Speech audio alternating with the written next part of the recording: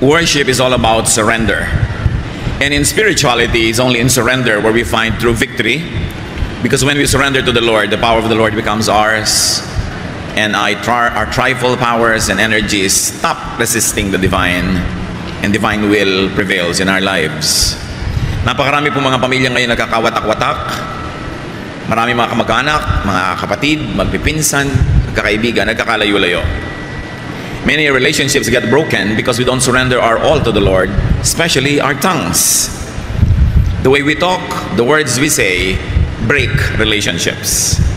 At yan ang ating pag-aaral ngayon kasama ng series on how to have peace in the family. And in this particular time, we're going to discuss stop talking. If you want peace and love to prevail, there are things that are better not said.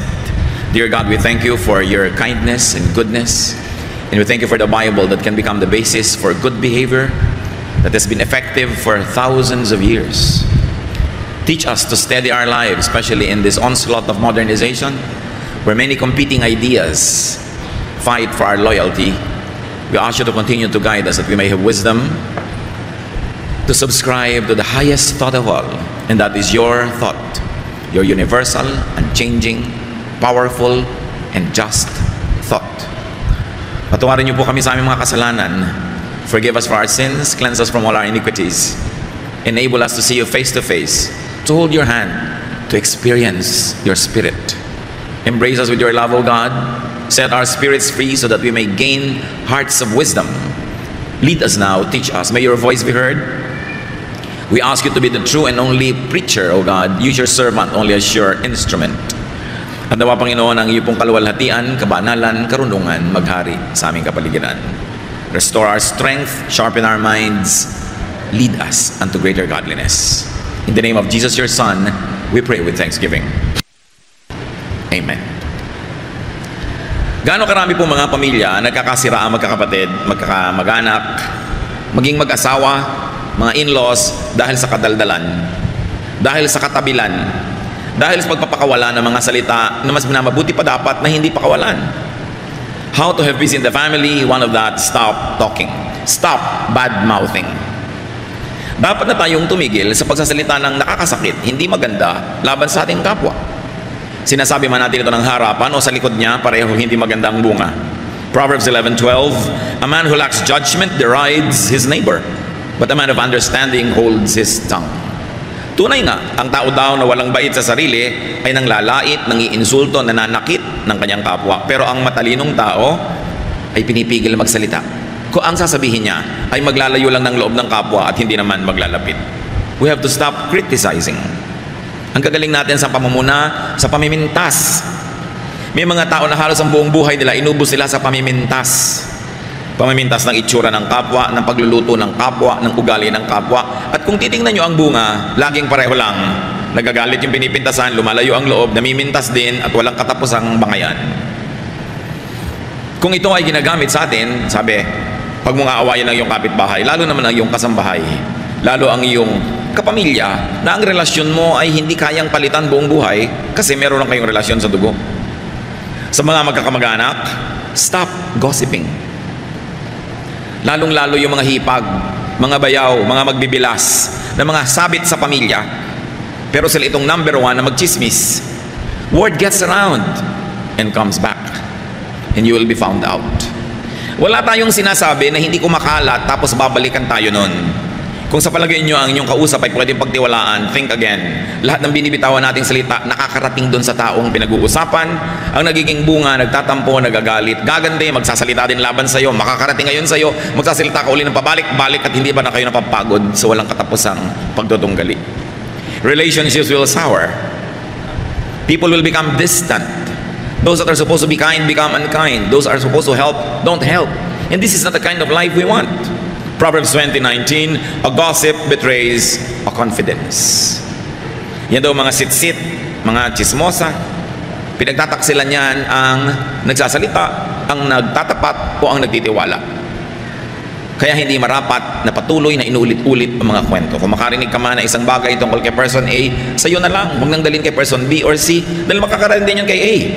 Stop gossiping, especially about in-laws. Kumisan, paboritong gawin niya ng mga magbibilas, pagchismisan ng mga hipag nila. Kung may magkakapatid, yung mga kanikanya mga asawa noon, pag nakikita-kita sa mga libing, sa lamay, kasalan, reunion, kunwari, nagkukwentuhan ng tahimik, pero ang pinagchichismisan nila, yung pamilya na sinamahan naman nila. Kung kayo napakasal sa isang pamilya, mahalin nyo yung pamilya na yon. At hindi nyo kailangang ibunyago, pag-usapan yung mga kahinaan ng pamilya na yon, na paboritong gawin talaga ng mga dalahirang hipag at mga magbibilas. You've got to love the family that you got involved in, because you are a part of that family. And keep sensitive matter within the family. Kailangan meron tayong pagtatapat, meron tayong loyalty sa ating mga pamilya. At nang sa ganun, magkaroon man ng problema, the family is united. One of the most difficult things in life is that when there is division within the family itself. Ang mga pamilyang magkakasama, united, nalalampasan, natatawid ang kahit anong problema. Pero pag sila na ang naging problema ng isa't isa, mas mahirap na yun solve. So you want to have peace? Stop hurting with words. Dapat na, lalo at meron na tayong record nito, na tumigil ng pananakit ng kalooban ng kapwa sa pamamagitan ng mga salita. Tama na, lalo kung kayo above 40 or 50, talagang dapat natuto na tayo sa buhay. Tama na ang mga parinig, dahil nakakainis yan. Tama na ang mga pasaring, ang mga parunggit at mga pahaging, mga padaplis o kaya diretsong mga patama. Tama na ang pambabara. Merong mga member ng family natin ang hilig mambara. Pag may mali ka, babarahin ka. Pag may sinabi ka, babarahin ka. Tama na ang panghihiya. We must stop hurting people's feelings with what we say. Yes, there's freedom of speech. Yes, you may say what you want to say, but do you really want to alienate people from you? Do you really want to insult or hurt people so that you can say your truth? If it's true at all. And even if it's true, it doesn't entitle you to declare it anytime, any moment, anyhow. Because for everything there is season and a time for every matter under heaven. Sabi ng Desiderata, speak your truth quietly. Hindi kailangang ipagsigawan. If you're correcting somebody, if you're opposing somebody's idea, it doesn't to be in front of everybody, especially in an Asian setting where people are sensitive, where it is important to save face. Proverbs 12:18, reckless words pierce like a sword, but the tongue of the wise brings healing. Pag daw hindi iningatan ng pagsasalita, pagpadalos-dalos, daig pa ng mga salita ang matatalim na mga espada na sumusuga, na pagdurugo ang ating kapwa. Pero ang tao daw matalino, pag binitawan ang salita para magpagaling. Hindi para manakit, hindi para lumala. Why hurt others with your mouth when you can heal wounds with the same mouth? What will you really get? What kind of satisfaction or pleasure or happiness will you get out of hurting people, embarrassing people, and becoming disrespectful? Stop talking too much. You want world peace? Just cut to half what you say. Peace will be achieved. Proverbs 10:19, when words are many, sin is not absent. But he who holds his tongue is wise. Control the urge to talk negatively about others. Control the urge to talk negatively to others. In this kind of setting, unsaid words are treasures. Released bad words are garbage and pollutants. Ang mga pangit, masakit na salita na hindi natin binibitawan ay parang kayamanang itinatago mo. Pero ang mga pangit at masakit na salita na binitawan mo na ay parang basurang ikinalat mo na. At kahit anong sorry, kahit anong gawin mo later on, nakakalat na, hindi mo na mababawi. Isang senyales ng kamangmangan ng foolishness, yung pagsasalita ng hindi iniingatan. Yung ipinagyayabang mong ako, pag inisip ko, sinasabi ko. Yung pagka naisip ko, talagang ibubulalas ko. Bakit? Ganun ang iniisip ko sa kanya, sasabihin ko, I'm sure marami kang kaaway. I'm sure ko konti magmamahal sa'yo. Hindi ipinagmamalaki yun. Dapat pigilin yung ganung kate ng dila. And next, to stop talking too much is to stop nagging. May mga tao nakakasakal kasama, nag ng nag, takatak ang bibig, walang tigil. Do you know that nagging is trespassing? Because the sound of your voice enters the private ears of people around you. Paglampas yan sa iyong mga boundaries. And stop nagging, especially if you are being ignored, unheeded, exactly because you nag. Alam niyo po ba na maraming bungangera talagang hindi pinapakinggan kaya lalong nagbubunganga. Ang hindi nila naaalala, kaya nga sila hindi pinapakinggan dahil naiinis sa pagbubunganga nila. Na yung hindi pagsunod sa kanila at hindi pagbibigay sa kanila isang uri ng rebellion o paglaban. Kung pagbubunga nga ang ginagawa natin, siguro meron tayong gustong ma-achieve. Meron tayong gustong magawa, makamit. Pero pagka hindi nagwo-work, if you're nagging, does that bring the product that you want, then you've got to change your approach. Kung yung asawa nyo hindi nagbabago ka nanag, dapat baguhin nyo ang inyong style. Kung hindi nagbabago ang inyong anak, ang inyong sino man sa kananag, change your style. Now, people who are being nagged, why don't you help this person to stop nagging by giving her or him what he wants? Many people nag because they don't get what they want. Maybe sometimes they are right. And it is also to your credit if you make them stop talking by listening to them if they are right. Pero dapat tumigil tayo ng sobrang pagmamalabis ng bunganga. Kung talagang meron tayong gusto sabihin sa ating kapwa, isang tahimik, payapa, matalinong usapan, walang emosyon, walang sigawan, walang paronggit, sabihin nyo ang inyong niloloob. At nang masabi din naman ng tao ang kanyang iniisip. At tapos ang tama na, huwag nyo nang ulit-ulitin na inag. Makakainisan lang kayo. Maraming mga tao tumanda na lang, hindi pa natututo. Lahat ng naiisip sinasabi, pero tingnan nyo, may talab ba? Nakukuha ko ba talaga yung gusto ko? Kabubunga nga. At kung nakuha nyo man, baka napilitan lang yung nagbigay, pinagbigyan lang kayo, huwag nyo asahang laging mangyayari uli yun dahil nagbunga nga kayo. Iba yung ibinibigay ng kusa, at iba naman yung pinipiga mo dahil ang kulit mo. Masarap yung may okasyon, hindi ka naman humihingi ng regalo, niregaluhan ka kusa. Kesa sita ka ng sita, bakit ako di mo niregaluhan? Hindi ka na nga niregaluhan, dapat makahalata ka. Dahil kung gusto ka na magregaluhan, mahirap ba magkusa? So kung paulit-ulit ka, lalo lang maiinis yung tinatanong mo, bakit tungkulin ba niya, niregaluhan ka? Nasa batas ba yun na dapat niyang gawin? Minsan marami tayong demands. Bakit ako hindi mo dinadalaw? Bakit ako hindi mo nginingitian? Bakit pagka ako ang kasama mo, tahimik ka lang? Ang tanongin natin sa sarili natin, ba't masaya siya pagkasama niyo yung iba, tapos pagkasama kayo, wala siyang gana? Ba't siya mabait sa iba, sa inyo hindi? Kasi kung mabait na siya sa iba, ibig sabihin, marunong naman siya maging mabait. So kung hindi siya mabait sa inyo, sinasadya niya. Kasi marunong naman pala siya maging mabait sa iba. So deserve before you desire. Baka manahimik kayo, mas maging effective pa. Kasi alam nyo, mayroong konting tao na tinatabla ng bunganga, konti lang yon. Mas marami, naiinis sila doon at lalo ka lang sasadistahin. Lalo ka lang bibiguin, hindi ka bibigyan ng tagumpay. Many people are offended by too much talk so that they will frustrate you. They will never give you what you want because they rebel against your mouth. So be wise. Don't just talk, but achieve results.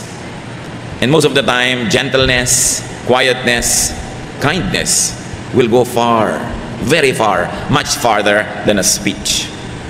Isa pa pong dapat nating matutunan, lalo tayong mga Pilipino, stop asking too much. Stop asking too many questions. Yes, parents and family members are stakeholders in people's lives, and up to a point, they are entitled to ask questions. But some pieces of information are better off volunteered rather than coerced from people. May mga bagay-bagay, mga ideya at impormasyon na mas masarap, mas matamis kung kusang ipinaalam. Kesa piniga nyo ng piniga yung tao para lang malaman nyo yung gusto nyong malaman. Maraming kanya mga nanay. Anong binili mo? Kung ano-ano po. Ano nga? Ganito po. Ganun. Magkano? Ba't ka bumili noon? Etc. etc. You know, up to a point that might be done, especially kung ang kausap nyo bata, formative years. Pero pag may edad na, matuto tayong maggalang kahit na sarili natin mga anak. We should give them privacy. Hindi tayo tanong ng tanong, saan ka galing? Yung mga iba, kung tinatanong lang tayo para mailayo tayo sa panganib, mabuti, okay lang. Pero iba talaga maurirat lang. Malaman lang nila. At itong nakakainis sa mga kamag-anak, may dalawa nag-uusap sa isang sulok, lalapit yung pangatlo, ano pinag-uusapan nyo? Hindi mo ba nakahalata na lumalayo na nga sa'yo, tapos magtatanong ka pa? Pagka meron kang niyaya doon sa malayo, kinausap mo, paglayo mo, tatanungin niya, anong sabi sa'yo? Mga kapatid, tandaan nyo to, pag hindi sinabi sa inyo ng kusa, huwag nyong itanong. Galang lang yon. Sakit yan ng mga mangmang, yung nagtatanong nang hindi naman ibinibigay sa kanila yung sagot. At kung nakakahalata kayong ayaw kayong sagutin, tumigil kayo ng katatanong. Wala kayong karapatan na pasukin ang kaloob-looban ng utak ng inyong kapwa. Kahit pa nga inyong asawa, kahit pa inyong anak, kahit pa inyong magulang, lalong-lalo kung di nyo naman talaga kaano-ano. Dahil kung gustong sabihin sa inyo ng tao ang isang bagay, hindi mahirap na kusain niya na sabihin. So maaaring hindi sinasabi dahil talagang sadya niya na ayaw ipaalam sa inyo. At mga kapatid, kung may araw ipaalam sa inyo, huwag nyo nang alamin. May dalawa kayong pinsan na namasyal, hindi kayo kasama. Bakit nyo pa aalamin? Para sumama loob nyo? Tapos para magtanong kayo, ba't hindi nyo ko isinama? Exactly, kaya ka namin hindi isinasama kasi nagtatanong ka ako, ba't hindi ka kasama? It doesn't work. Stop disrespecting people's privacy. Kahit ka nanay, kahit ka tatay, may hangganan. May paggalang ka dapat sa iyong kapwa. Huwag mag-urirat. At huwag laging sumabat sa usapan ng may usapan. Pagka mayroong taong nagte-text, huwag niyong silipin kung anong itinetext. At sa bahay niyo, kung may telepono, may tatawag, kinakausap yung isang tao, sikapin niyong lumayo para hindi niyo marinig. Hindi yung lalo pa kayong lumalapit, kunwari doon kayo naglalagay ng mga bulaklak, nagtatanggal ng mga alikabok, para talaga marinig niyo. Ugali talaga yan ng mga mangmang. Kung meron tayong paggalang sa sarili at sa ating kapwa, pag may nag-uusap at naririnig mo at hindi ka kasama sa usapan, gumagawa ka ng paraang lumayo para hindi mo marinig. Respeto ang tawag doon. Importante. Pag may nakita ka nakikipag-usap, lumayo na, paglapit, sabi mo, bakit? Sino yung kausap mo? Hintayin na mga ikwento sa'yo kasi pag hindi ikinwento, hindi yung para sa'yo. Proverbs 20:19, avoid the man who talks too much. And if you're going to avoid somebody who talks too much, all the more that you avoid somebody who asks too much. Maraming mga tanong na hindi dapat itinatanong. May ipinapagawang bahay yung isang tao, mapapadaan kayo, tatanong agad, magkano na nagagastos mo? Anong pakialam mo? Magtanong ka lang kung magdo-donate ka. Pag sinabing kapos na nga kami, nalaman mo, may padanagutan ka na tuloy ngayon. O teka, ito yung savings ko, bibigay ko sa'yo. Doon ka pala magtanong. Pero kung hindi ka magbibigay, huwag ka magtanong. Ang dami-dami natin itinatanong sa kapwa, magkano sweldo ng asawa mo sa Saudi? Anong pakialam mo doon? Ang dami nating mga kamangmangan na dapat tayong magising, mga nakakainis na ugali ng ating lahi. Sobrang manghimasok sa buhay ng may buhay. Pag may sarili na yung mga tao, private transaction nila yon, hayaan natin sila. Di ba kayo masasarapan nung nananahimik kayo biglang may lalapit? Alam mo, kanina nakausap ko si ganoon, ganito na pag-usapan namin. Bino-volunteer. Ibig sabihin, gusto nila talaga kayong isali. Gusto talaga kayong pagtapatan o kaya ay hingi ng inyong opinion. Kasi alam niyo mga kapatid, pag ang ugali natin masyadong maurirat, matanong, laging masalita, ang tendency lang ng kapwa, paglihiman tayo. Layuan, iwasan. Gusto niyo ba yun? You want peace in the family? Stop talking back. Especially when you're in a foul mood. We all have moods. And peace in the family is promoted and kept when you allow people to have their moods and you don't have the same mood at the same time. When somebody is angry, try not to be angry or angrier. Let the person be angry for now, bukas ka na. Pila-pila, kanya-kanyang panahon. Hindi mabuti yung nagsasagutan. When people in the family, when people in a certain circle of friends are in a bad mood, it's better to be quiet. Pag galit tayo, pag masama ang ating loob, ang gusto natin ibulalas. Hindi mabuting approach. Nasaktan ang loob mo, may gusto kang sabihin, meron kang panukala, sabihin mo pag hindi ka galit. Pakiramdaman mo rin yung kapwa mo kung maganda yung mood niya bago ka magsalita. Para ang kauwian ng usapan ninyo ay magandang solusyon, magandang bunga, hindi pagkakagalit. At pag binagsalita ng isang napakapangit na salita, ang tendency natin na mas daigin yon. Magkano ka? Sabi mo naman, doble mo. Pero wala tayong na-achieve. Ang maganda doon ay magkano ka? Napakamura. Hindi mo dapat pagkaksayahan ng panahon. Tapos ang usapan. Proverbs 15:1, a kind answer soothes angry feelings, but harsh words stir them up. You know, anger is like fire, but unkind words coming from another person is like wind that fans the fire and makes it force. So avoid talking back, avoid answering back if your words would not be kind. If your words would not be conciliatory or diplomatic, if your words would embarrass others or hurt feelings or alienate people, better not talk. That is to your credit, that you could control your tongue for the sake of world peace. And in that case, just for the sake of family peace. So stop out-talking each other. May ipininta sa'yo ang iyong kapwa. So thank you for telling me. I'll try to study it. Perhaps I will improve. But if somebody criticizes you and you answer with an even harsher criticism, you know where it will lead to. So speak your truth quietly and in the correct time. Sa pamilya, mga kapatid, isa pa para tayo matahimik, stop talking down. Tama na yung pagsasalita na para kayo amo, para kayong poon, para kayong Diyos. Kahit kayo tatay, kahit kayo husband, kahit kayo nanay, kahit kayo wife, kahit kayo ate o kuya, dumadating ang panahon, nagkakatabla-tabla na lang ang edad ng mga tao. Kasi pareho na lang sila ng alam, pareho ng mga karanasan. So yung mga dating pinopo ng mga ate, kuya, tatay, nanay, dumarating yung point na parang nagiging matalik mong kaibigan kesa sa parang mga sobra mga superior. Hindi dapat nawawala ang galang sa magulang, sa mga nakakatandang kapatid, lalo't naging mabuting mga ate at kuya sila. Pero yung mga nakakatanda na mismo at matataas ang ranggo ang nagkukusang bumaba sa kanilang mga dambana at mga altar para maging mas maganda ang samahan. Well, it is true that the gap between parents and children, between elder brothers and younger brothers will narrow down in time. It is important to continue to be respectful to your elders, be they your brother or be your sister or be your parents. How can you be wrong when you're polite? How can you be wrong when you're diplomatic? Philippians 2:3, don't be proud, but be humble and consider others more important than yourselves. Merong mga tao na sakal na dahil sa sobrang superiority ng ilang members ng family nila. Mga tiya na nung bata ka, kinokontrol ka, dinidiktahan ka. Ngayon 30 ka na, 40, dinidiktahan ka pa rin ng tiya mo. At kung nag-60 ka na, siya nabuhay pa ng 80, didiktahan ka pa rin. Dapat natitigil yan. Dumarating ang panahon, nagkakatabla-tabla. Hindi ka man agree, hindi ka man sangayon sa pamumuhay ng nakakabata sa'yo. Pag sila'y nasa edad na, hayaan mo sila. Kung hihingi nila ang iyong payo, salamat. Kung hindi, at lagi mong ibinibigay nang hindi naman hinihingi, lalayuan ka lang. Ang mangyayari ngayon, tatanda ka ng tatanda, ni walang dumadalaw sa'yo. Kasi bad ang record mo sa mga pamangkin mo. Bad ang record mo sa mga bata. Do you want that? Napakarami ng mga nauna sa atin na dapat ay kapulutan natin ng aral. Dapat iba-ibahin natin ang ating style. Stop the superior stance. Age and rank levels off, even between parent and child.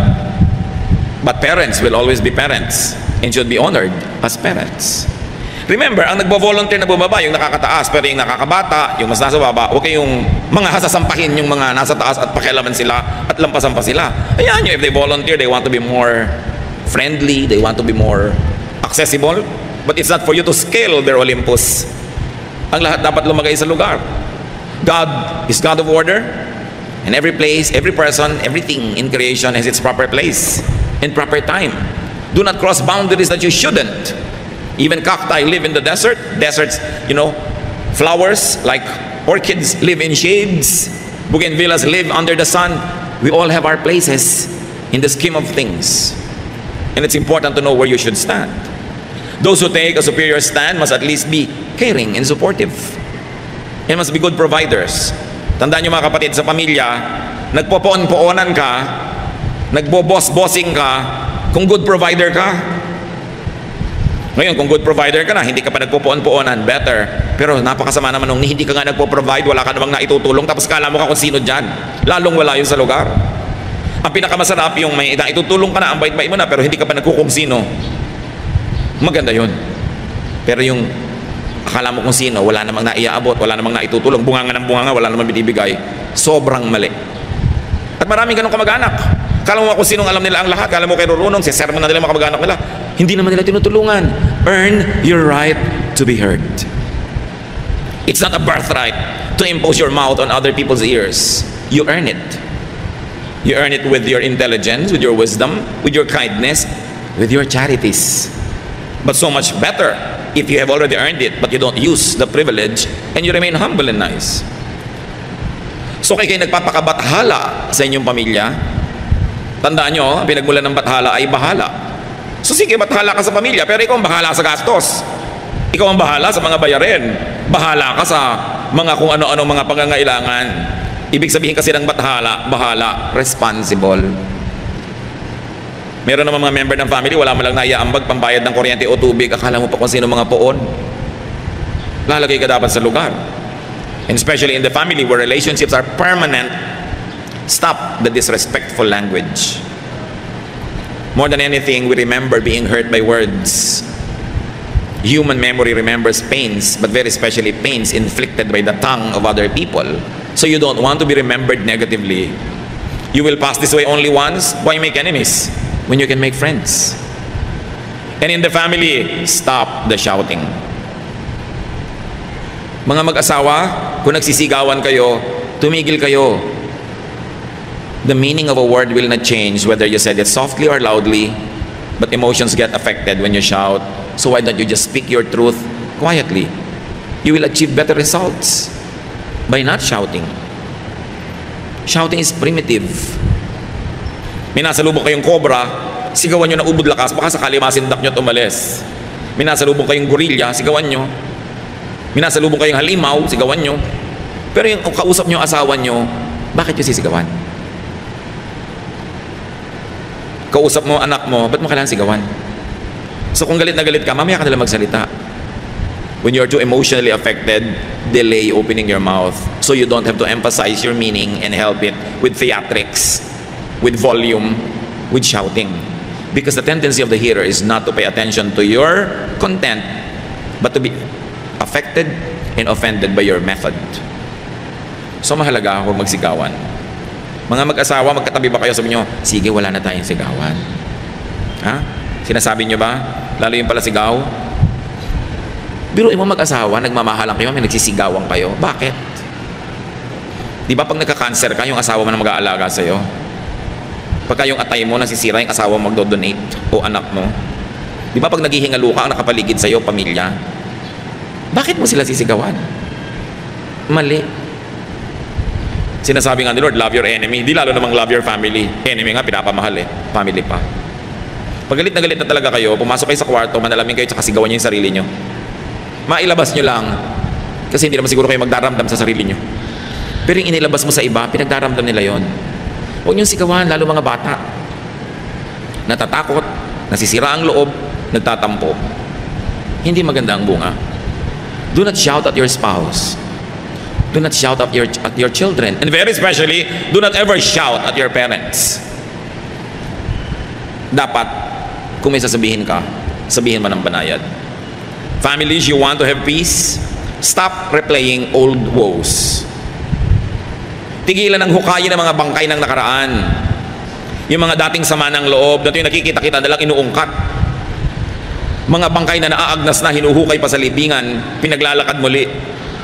Philippians 3:13, but one thing I do, forgetting what is behind and straining toward what is ahead. Sabi ni Paul, alam niyo kung meron akong ginagawa, nililimot ko na yung nakaraan. Tapos na eh. Bakit ko pagagalitin uli ang sarili ko?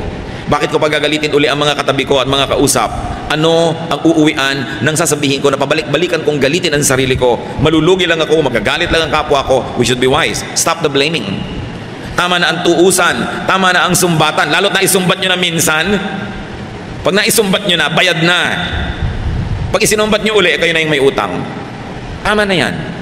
Dapat tayong tablan ng salita ng Diyos. Hindi nadidinig sa kanang tenga, lumalabas sa kaliwa. Igigiit pa rin natin ang katigasan ng ating mga ulo. Baliwala ang lahat. We should move forward and stop provoking family members for showing their ugly side. Proverbs 15:1, a kind answer soothes angry feelings, but harsh words stir them up. Pag daw mabait, banayad, mapagpakumbaba ang ating sagot, galit man yung tao, huhupa rin ang galit. Ang goal natin, magkasundo, hindi mag-away. So bakit ka magsasalita nung magpapagulo lalo at hindi magbibigay ng kapayapaan? So in the family, stop arousing people to anger, to envy, to jealousy. Kaya marami magkakapatid nag-aaway, sulsul ng kani-kanyang mga asawa, lalo tukol sa manahan. Sabi, bakit ang kuya mo, namana niya yung bahay, ikaw, bulok na jeep? Asawa magsasabi nun. Asawa, hindi ka kasama sa pagpupundar ng mga kayamanan ng magulang ng asawa mo. Huwag kang makialam sa hatian. Nagkakagulo ang magkakapatid dahil sa sulsul, ungot-ungot at iyak-iyak ng mga asawa. Yung dating masasaya magkakapatid na paghihiwa-hiwalay tuloy. Kung hindi mo pundar, huwag kang maghangad. Pero siyempre sasabihin ni asawa, ang mga anak mo lugi. Siyempre props yung mga anak niya. Pero siya ang interesado doon. Kaya marami pong kumpanya na matatalino yung magkakapatid, puwera ang mga asawa sa pagraran ng kumpanya. The fastest way to destroy a company is to bring in all the in-laws. Kasi alam niyo ang magkakapatid, ano man ang mga kasalanan niya sa isa't isa, dahil magkakapatid, magkakapatawaran din yan. Magpapasensyahan din. Pero pag may sumaling mga sabit, yan ang nagtatanim, yan ang nagpapalika ng gulo. Kung magtatayo ng kayo ng kumpanya, magkakapatid, off-limits ang mga asawa para tahimik kayo. Pero sabi ng asawa mo, I'm business-minded, Daddy. I like to be involved. Sabi mo, magtayo ka dyan sa tabi natin ng make tusok-tusok the fish balls. Use that business. Mag-business ka dyan, pero huwag kang sumangkot sa pamilyang ito kasi gugulo. Mahal kita, pero, you know, in-laws are like that. So magpakatalino kayo para ang tahimik ang pamilya. Galatians 5:26, let us not become conceited, provoking, and envying each other. So stop talking in a harmful way. Ngayon sana mga kapatid, kung naririnig natin ito, huwag natin titigasan ang ating puso. Huwag natin gagalitin ang ating mga sarili. Ibaba ang ating loob. Tanggapin ang pagtutuwid ng mga salita ng Diyos. After all, these are all from the verses of the Bible. Huwag tanggihan. Buksan ang puso para mas sumarap ang buhay at mas maging kaiga-igaya tayo sa ating kapwa. So you don't only stop talking in a harmful way, but you help people stop talking negatively by inspiring them with your kindness, with your love, with your good manners. Inspire our people to sanitize and beautify their language by sanitizing and beautifying your own. And do not tolerate harmful talk. When people come to you talking negatively about other members of the family, don't participate. Discourage it. Huwag makinig sa mga bulong-bulong. Maraming mga maghihipag, magbibilas, tumanda na lang, namatay na lang yung iba, magkakagalit pa. Gusto nyo yun? Dapat baguhin ang ating mga ugali. Psalm 1:1, God blesses those people who refuse evil advice and won't follow sinners or join in sneering at God. Pinagpapala ng Panginoon ang hindi nakikinig sa mga masasamang mga pananalita at sa mga salita ng makasalanan. Aming Diyos, turuan niyo po kami na i-apply ang mga salitang ito sa aming buhay. Forgive us, Father, if we have offended you and if we had done things that contradict the holiness of your words. Teach us to correct ourselves. Ituro mo sa amin, Panginoon, na baguhin ang aming pag-uugali, bata man kami o matanda, para ang nalalabi pang panahon ng aming buhay maging matiwasay, tahimik, payapa. Yung mga nasaktan namin at nagalit ay muling bumalik ang loob sa amin at lumapit ang kanilang loob dahil nakikita nilang kami nagbabago. Patuloy mo kaming baguhin ang aming mga buhay, Lord, baguhin ang inyong salita. At sa mga kapwa namin, sa aming mga kapatid na hindi itong problema dahil talagang mabanayad magsalita, mahinahon, masarap pakinggan ang mga sinasabi, salamat. Salamat sa ganung ugali na siguradong nagbibigay ng kapayapaan at magagandang bunga sa buhay ng mayroong ganung pag-uugali. Ituro mo sa amin na maging ganun kami, O Diyos. Teach us to continue to change from glory to glory so we can be more and more like your Son, Jesus. Pagbulay-bulayan natin ang mga salitang ito. In some moments of silence, reflect upon that which we have heard and ask God to give you wisdom to apply this in daily life. Patuloy niyo kaming turuan, Ama, sa ilang saglit ng aming pakikipagniig sa iyo ng tahimik. Pukawin mo ang aming loob. Ipakita mo ang aming mga tamang ginagawa para lalo naming maulit at ipamukha mo sa amin ang mga mali at ng maituwid. Magbulay-bulay tayo sa mandali.